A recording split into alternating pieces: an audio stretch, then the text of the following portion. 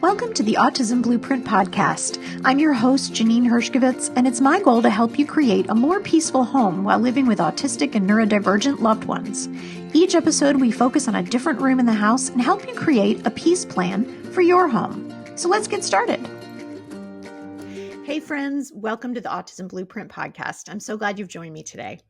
Thank you so much for those who have reached out and shared how much you enjoyed our last episode with my daughter, Rebecca.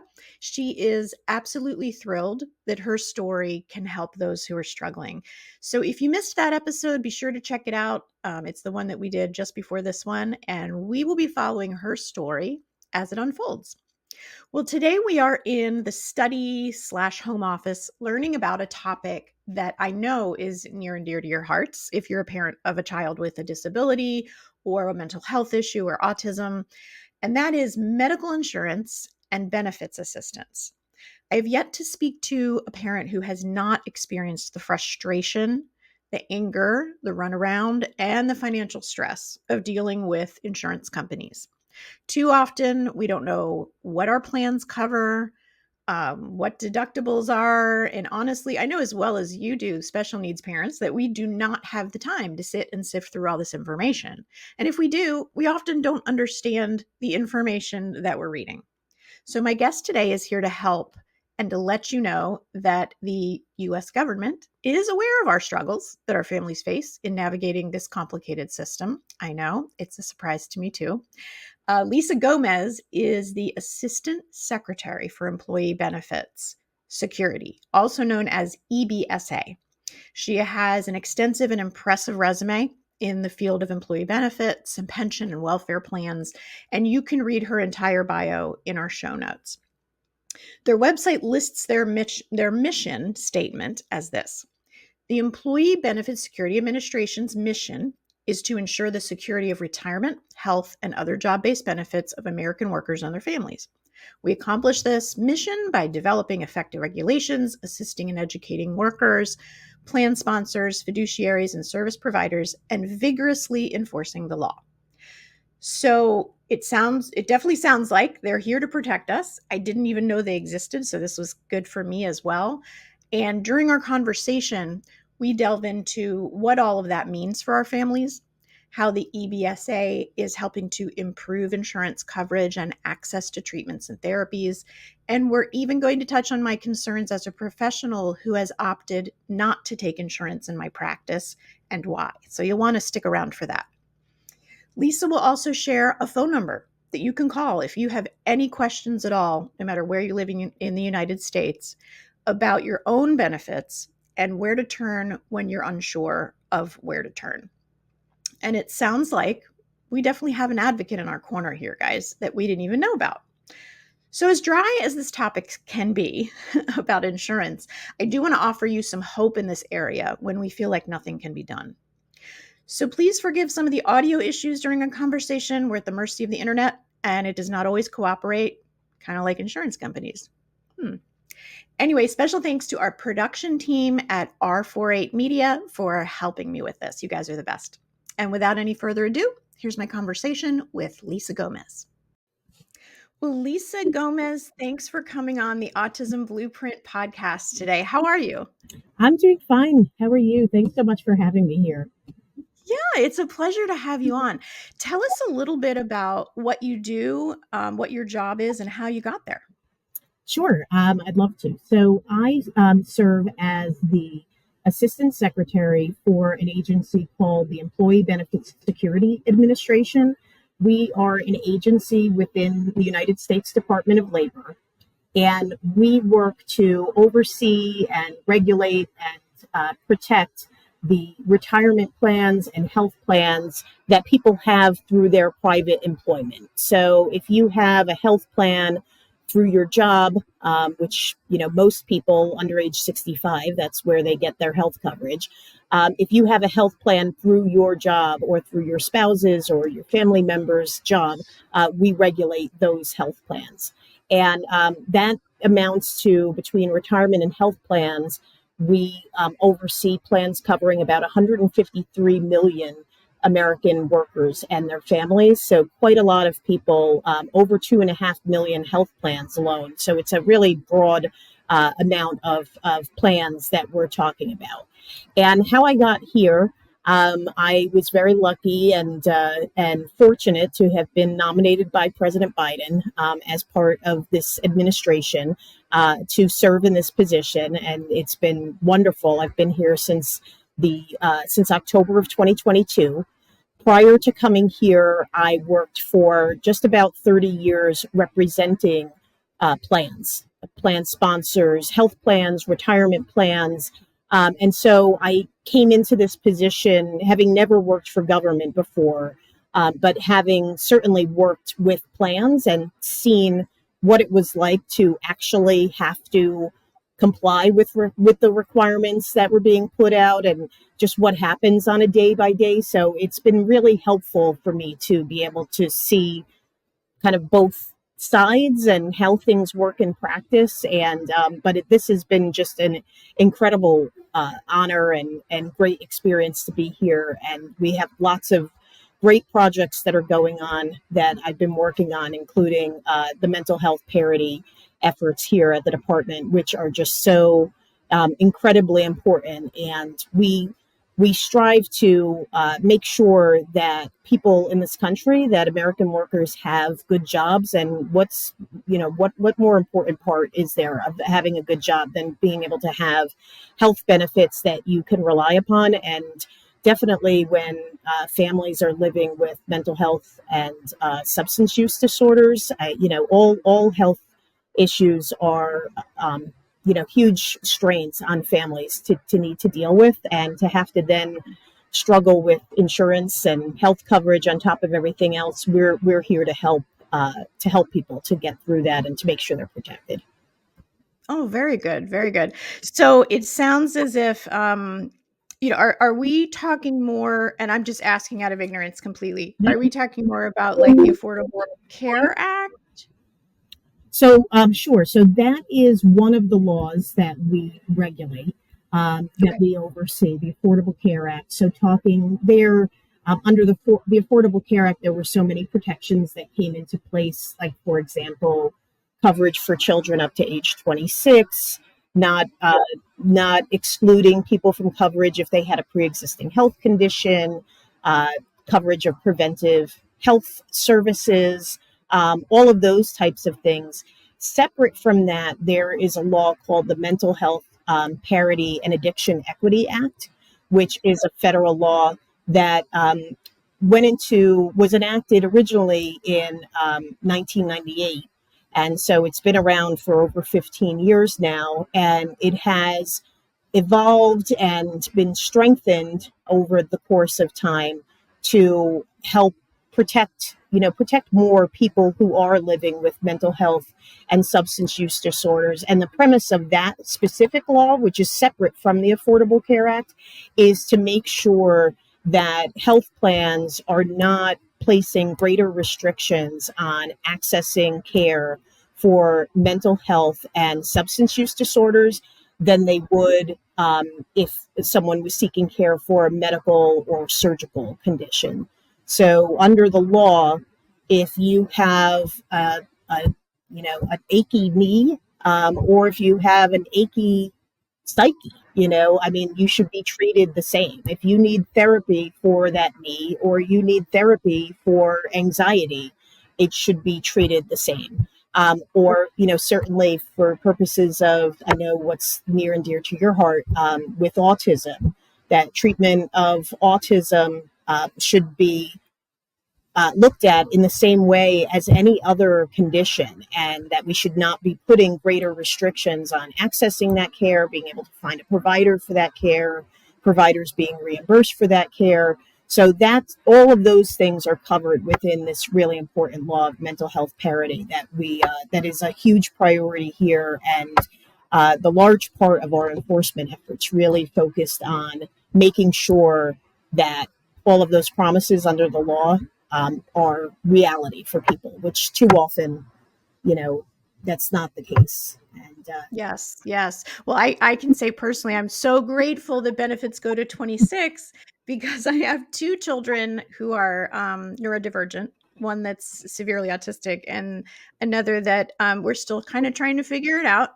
But they're both young adults. And if I didn't have access to that, I know that I'd be paying a lot of money. I mean, I'm a Sure. private practice owner. And the only way that we could, a few years ago, my son was having a lot of issues with aggression and being able to stay in school and things like that. So I had pulled him out. I was working part-time in my practice and part-time being at home with him to support him.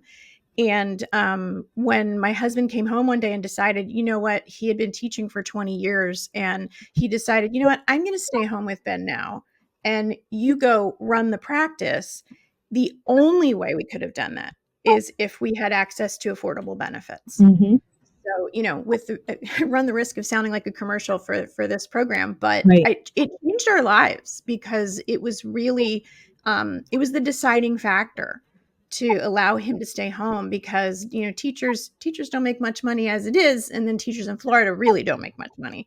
Sure. So it was a huge decision, and being able to have the benefits really helped with that. So thank you. Oh, sure. I mean, thank you to all the folks who were here before me that certainly in various places made that law a reality. Because, as you say, prior to that, if you had a child who was over age 21 and they weren't in school because perhaps they couldn't stay in school, because of different challenges like the ones that you mentioned, or they weren't like disabled, as Yes. disabled enough, I guess, to be Yes. able to qualify for insurance under their parents' plan, then they were stuck with this gap. And so it was a huge savior for, so many families. And also just making sure that once we now have people that have access to coverage,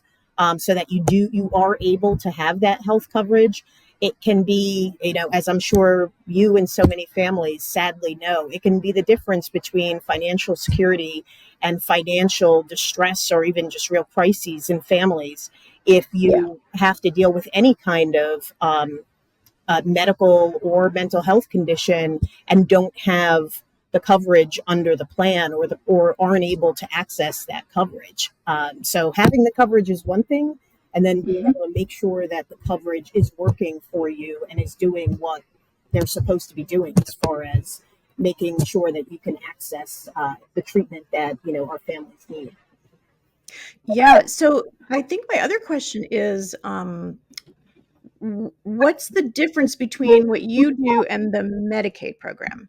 Sure. So it's a great question. And, there's so many different aspects of this. And I always say to folks that it's so difficult to try to understand so much about how the various systems work when you're not, in the middle of it every day. And it's almost like a different language to understand how retirement plans work, how health plans work. And that's one thing that I'll just start out by saying, that one great thing about this agency is that, there's many great things about this agency, but we have benefits advisors who are on call and can be reached at our toll-free number, which I'll say now and then we'll share to make sure that you have it.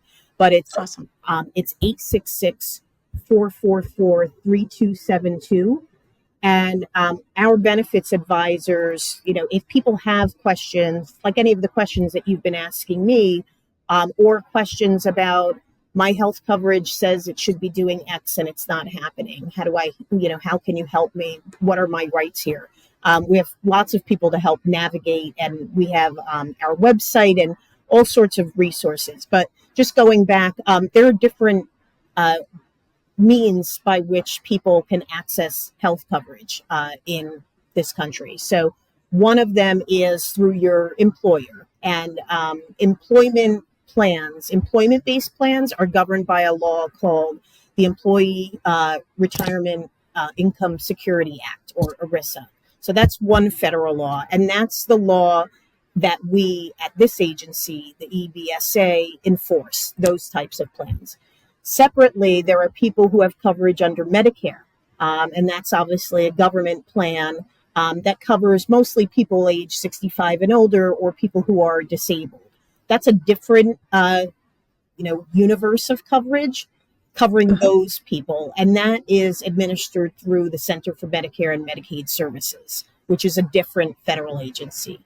Medicaid is more of an income-based system, so that you qualify for Medicaid depending on your income and different other qualifications.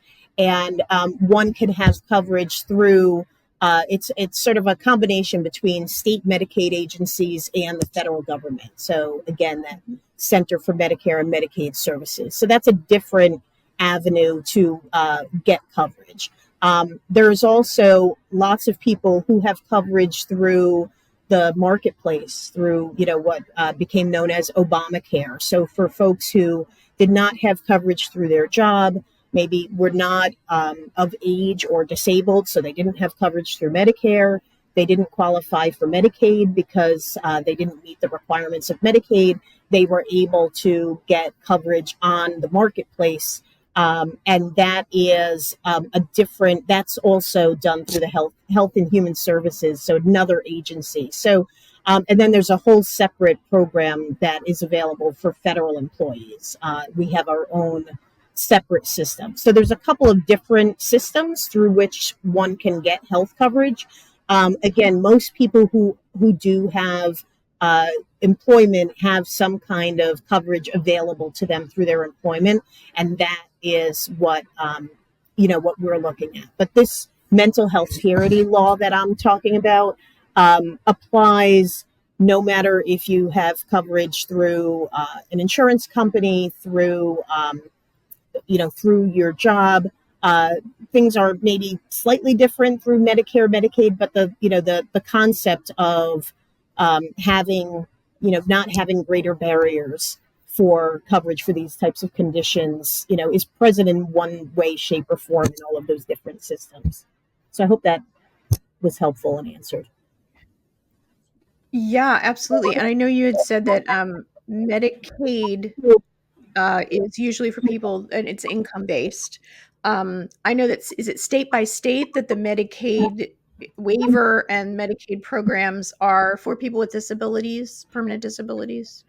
Yeah, so I'm certainly not an expert on Medicare and Medicaid, but I can say that that Medicaid, which is more of the income-based program, is more of a state by state. It's administered, on a state by state basis, and and how all of those things work, and how there are requirements that would apply to all of the states, but it's a combined effort of both state and federal government.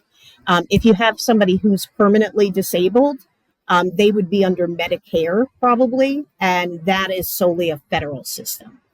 So, so it would depend on what the person's circumstances were, which program they were under. Again, if anyone had a question about either. I don't even know what coverage I have, to be honest with you. I have an ID card and it has a phone number on it, and, I am not getting the benefits I need.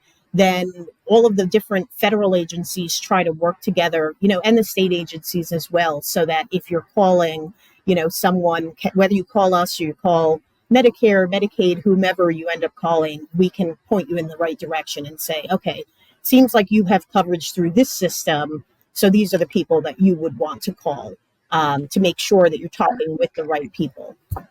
Okay, so it sounds like you called yourself the EBSA, correct, program for short. Yeah. That's kind of the umbrella that's over kind of all these. Like if someone were to call that number. Mm-hmm.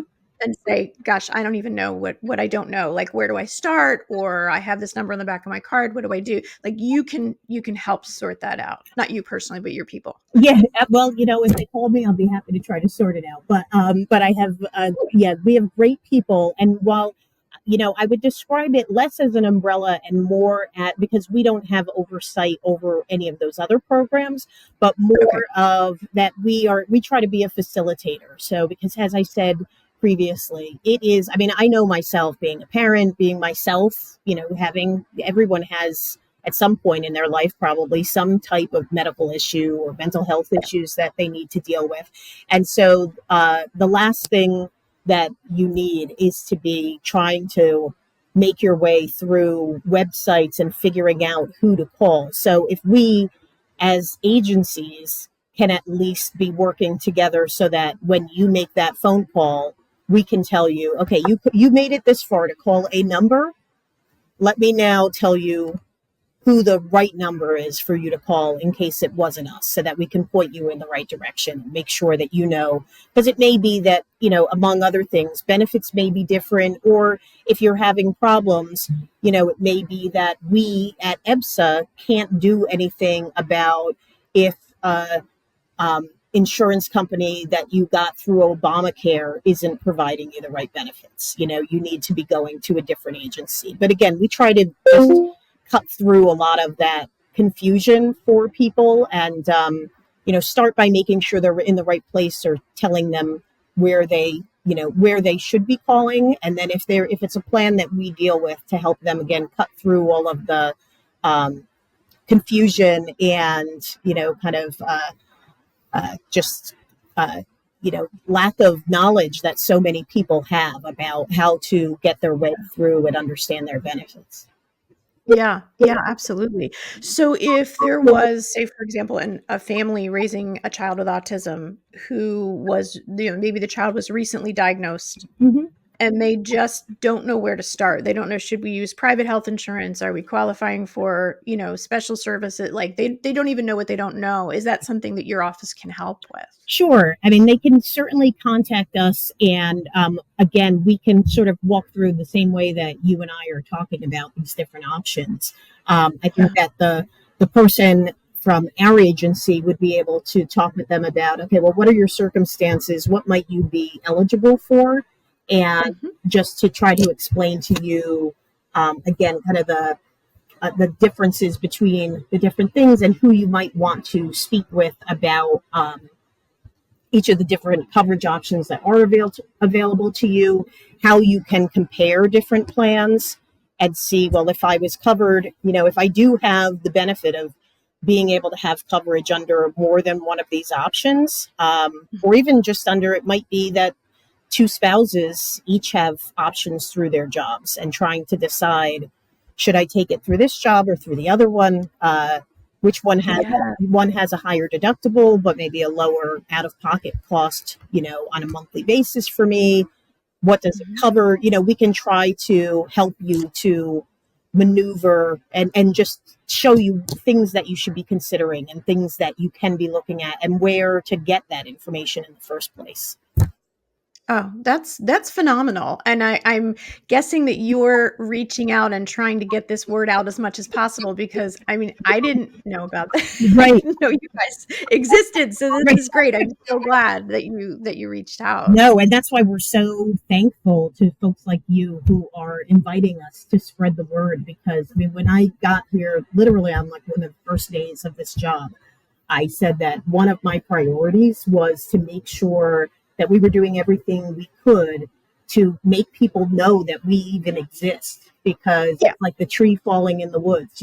We have these great services and these great people. I mean, I have such dedicated employees who just really devote their lives to making sure that people are protected when it comes to their benefits. And if we are just here, kind of happy to help, but the phone is never ringing and no one knows we're here to help them, and families are out there suffering or just confused, it just, to me, was something that we couldn't have happening. So, and I can't tell you how many people have told me, we've never heard of you, or, I wish I had known this before, or have told me these stories about their families who have lived with different conditions, and still just never knew. We're so happy that there are laws out there to protect them, but don't know who it is that is out there protecting them. So yeah, I'm like, climbing on whatever mountain, whatever like social media venue, vehicle I can get on to try, and working with people in this agency to just get out the word to people so that they know that we're here to help them. Wonderful. What can you share any of the stories that you've heard of course, confidentially without using names, any stories that come to mind about how your agency has helped someone or a family? Sure. No, they're great stories because they're successful stories. They're stories that we wish we didn't have to tell in the first place. And maybe, someday there will be a time when things will get better. And I think they are getting better with people becoming more and more aware of their rights, and also with plans and employers becoming more also aware of their responsibilities, and really just the stigma that is attached in so many ways to mental health conditions and substance use disorders in particular. While it's still very strong out there that there is a stigma, I don't think anybody can deny it. There has been a real change, and I think particularly since the pandemic, sadly, so many more people were affected, Yes. and at the same time, it's becoming more and more normalized to be able to talk about what's going on. So, but yeah, we have some great stories. So, with respect to applied behavioral analysis therapy, in particular for treatment of autism, we have really given an incredible amount of resources in enforcement and education and awareness to make sure that people have access to treatment for ABA therapy for autism spectrum disorder. And some examples, we had an investigation in our Dallas regional office, because we have offices throughout the country that serve people in those localities. In that investigation, that resulted in a health plan that had over 2,500 participants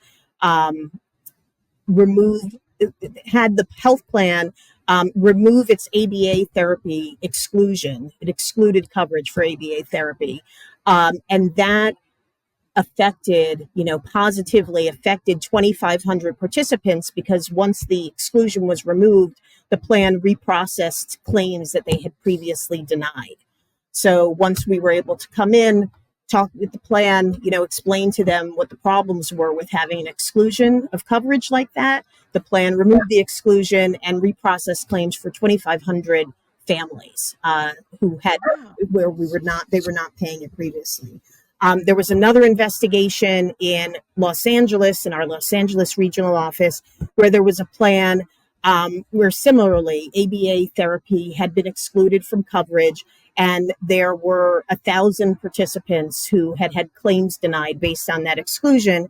And after the plan removed the exclusion, EBSA then discovered that the plan was no longer excluding it, but had put some barriers in place, like additional review requirements, additional hoops that you had to jump through to access that coverage.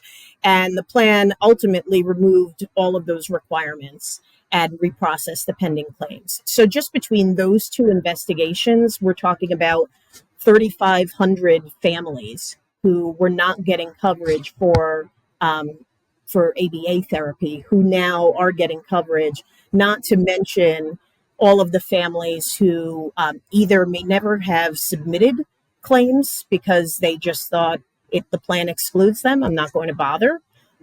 Or plans, people going forward who will have these things covered.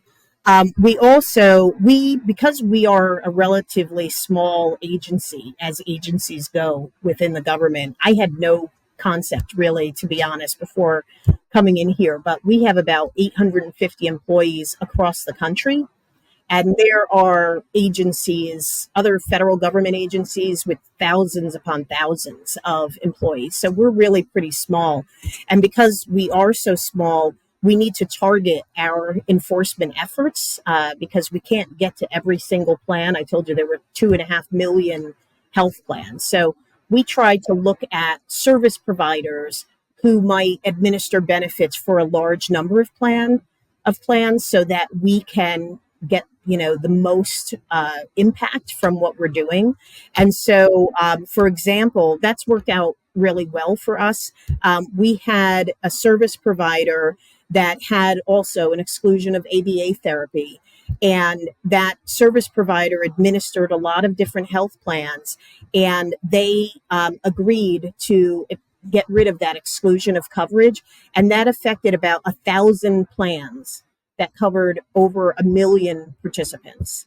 So we're talking about really, widespread results when we are going in and trying to just work with plans and tell them. And it's not just treatment of autism. It's not just treatment of coverage of ABA therapy.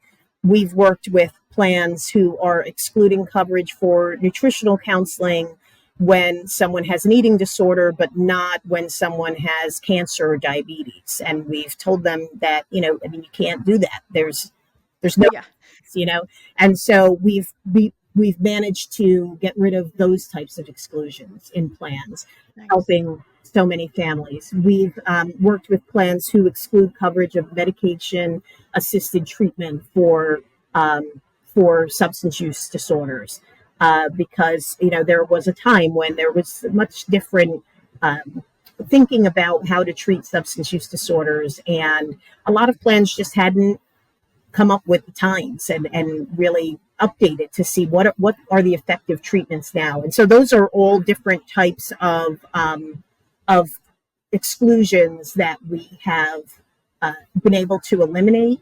And aside from that, working with plans on how many providers do you have in this network, and how long does it take for someone to see a provider, for someone to, how far do they have to travel to see a provider?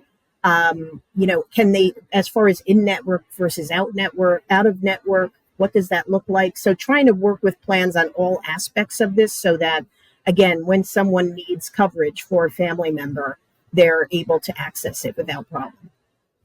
Yeah. Okay. That's wonderful. Wow. The ABA therapy problem is something that I hear a lot in my office, that someone's gone, even if they're not doing, and my audience knows I'm not a huge proponent of ABA therapy, just because I think it's considered the gold standard, and it has been for decades. And I think that research needs to take another look at that, but that's a soapbox moment for another time. Right. A lot of the schools, at least in our area, a lot of the private schools are ABA schools, so that their therapists can work with the kids during the day and within the school. And, that tends to work out really nicely for a lot of kids. And I've heard both ends of the problem, where some people are saying, okay, I signed up for the school. My insurance said they were going to cover it. Now all of a sudden they say they don't cover it because it's ABA.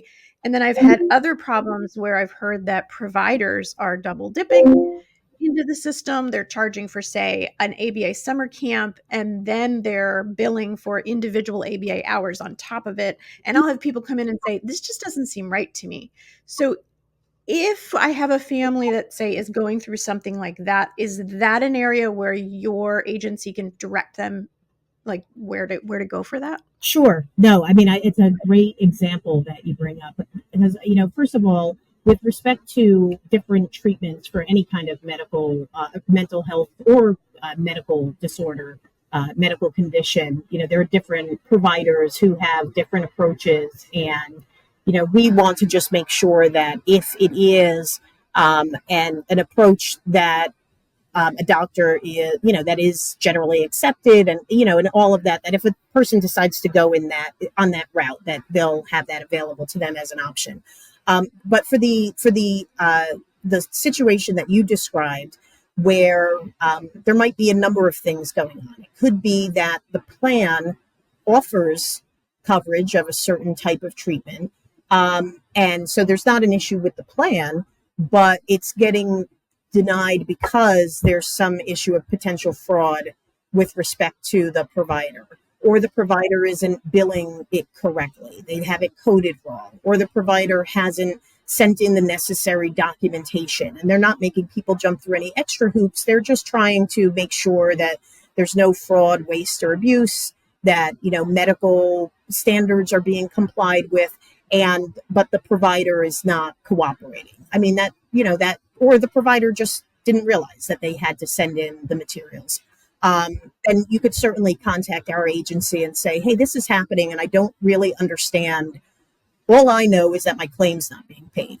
and I don't know why that's happening, or I'm not being able to get access to the treatment that I need. So can you help me understand where the problem lies here so that where do I need to, who do I need to talk with here? Because if it's something where the plan is doing everything right and it's more of an issue with your provider that you need to be talking with, then that's one thing. If it's something where the provider is saying, I've sent them all the information that I could possibly send and the plan is not covering it, then finding out, okay, why is that happening? So just trying to figure out, it could be sometimes if things are done in a school-based setting, maybe there's a different level of coverage that one needs. So we can certainly, essentially, if you have a claim that's being denied and you don't know what's happening or who to talk with, you can always call our number. And, if we can't help you, we can try to point you in the right direction to help you understand what's happening. Nice. And is that true if you're a provider as well? Yeah, we definitely have providers contact us and we'll say, I'm having an issue with this plan. We don't work as a collection agency for providers. So if they're built, but if they contact us to say, I'm having a problem with this health plan that they're denying these claims, and I think that there's an issue because, I think they might be placing more restrictions on coverage for certain types of treatments than other treatments. Can you look into what's going on here? We certainly work with providers to help try to understand, what's going on there. Because at the end of the day, certainly we want to help those families. And if the provider is not getting paid, then the family is either going to lose access to that provider or potentially be on the hook for bills to that provider. And so we want to make sure that, everything is understood and taken care of between everybody that's involved. Yeah, that makes a lot of sense. Speaking of providers, the last question one of the last questions I have for you is, I have an autism, and we don't usually call it treatment. We more call it therapy, counseling, things like that in our office. Mm-hmm. We don't take insurance. Mm-hmm. And a lot of people come to me and say, why is it that it seems like none of the mental health clinicians are taking insurance, particularly the ones, working with the more populations that are in need, the more high needs, I guess, clientele. Mm-hmm. And my answer to that is usually, well, we generally don't get paid by insurance companies what we're worth.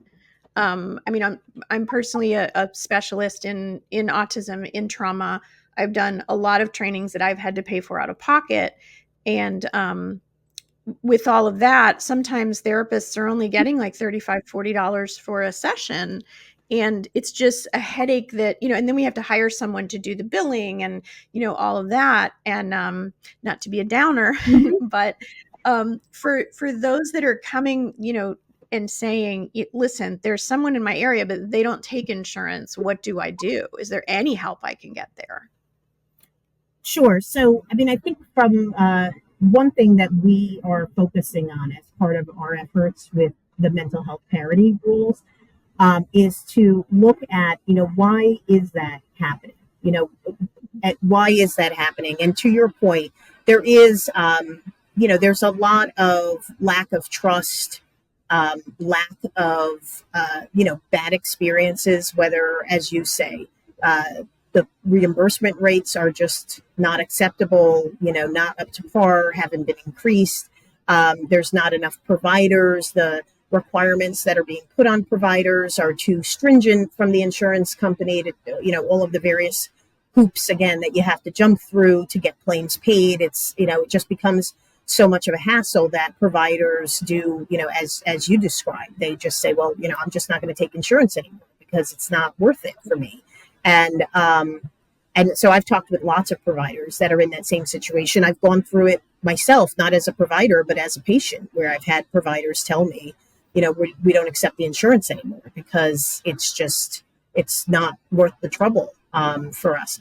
So a couple things there. One is that we are working as part of this law to address all of those issues like reimbursement rates, to have health plans having to look at their reimbursement rates for mental health providers and compare them to other types of providers and what they do to attract other providers to their networks, to reimburse providers, what kind of requirements they put on providers so that we can make it be more on par for mental health providers, and so they aren't experiencing the problems that you are referring to, which are real problems.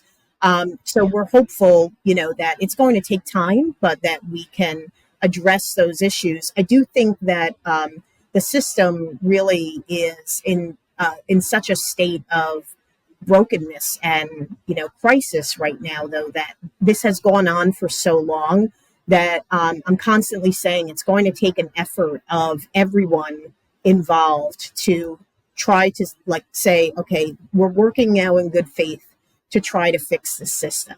And that's going to mean that that not only health plans need to think differently, and insurance plans need to think differently, the government certainly needs to think differently, but also that participants need to think differently. They need to just not accept that it is the way it is, and I'll never be able to get an in-network provider. I'll never be able to access this kind of treatment, and I'm just giving up. I'm not going to bother trying to see someone.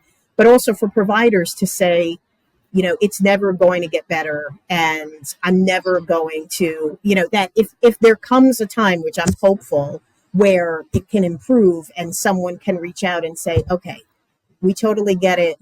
Things were bad before, but we're increasing our rates. We're changing our, processes, and we want to welcome you. We're trying to encourage you to be part of our network again. Mm-hmm. That providers will say, okay, things have changed and we are willing to become part of the system. I totally understand why we are where we are right now, but I'm hopeful that we'll get to a different place, and then it will become easier for everyone involved. But it's going to take a while to get there.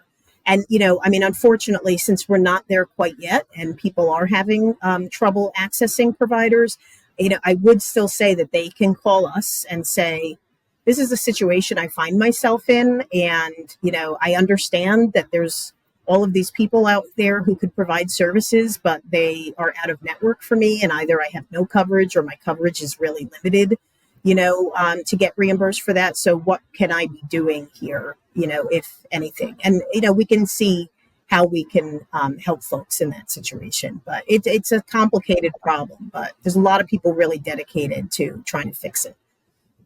I'm so heartened to hear that, because there's just so many families that come to me and say, I don't know what to do. I don't know where to turn. I've tried to call my insurance company. They're not helping me.